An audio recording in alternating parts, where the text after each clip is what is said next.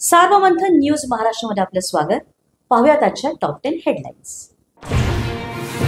महाराष्ट्रात 40 लाख संशयित मतदार, कित्येक मतदारांची नावं अनेक राज्यातल्या याद्यांमध्ये, राहुल गांधींचा गंभीर आरोप।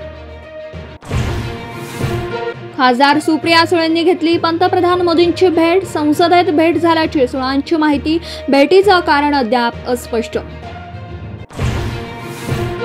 देशात अघोषित एनआरसी कायदा लागू झालाय का? बिहार मतदार याद्यांच्या मुद्द्यांवरून उद्धव ठाकरेंचा सवाल, तर गद्दार त्यांच्या मालकांना भेटायला दिल्ली दौऱ्यावर, शिंदे-शहांच्या भेटीवर टीकास्त्र।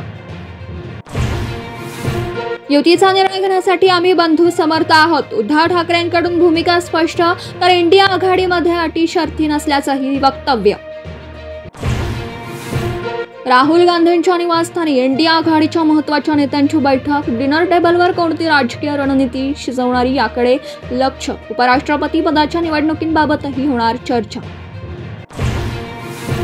माजी मुख्यमंत्री पृथ्वीराज चव्हाणांना 10 कोटीची मानहानीची नोटीस, सनातन संस्थेला दहशतवादी म्हटल्याचं प्रकरण, विचारार्थ माफी मागा अन्यथा कायदेशीर कारवाई असा इशारा।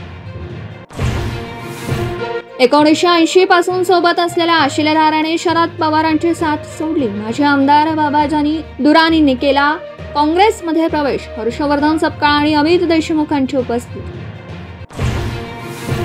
लाडक्या बहिणींसाठी आनंदाची बातमी, लाडकी बहीण योजनेचा हप्ता रक्षाबंधनच्या पूर्वसंध्येला जमा होणार, महिला आणि बालविकास मंत्री आदिती तटकर यांची माहिती।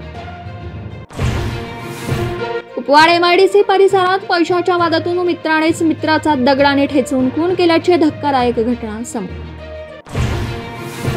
वकिलावर अन्याय करणाऱ्या विटा पोलिसांविरोधात सांगलीत वकिलांचे तीव्र आंदोलन, संबंधित पोलिसांवर कारवाई न झाल्यास तीव्र आंदोलन, वकिलांचा इशारा।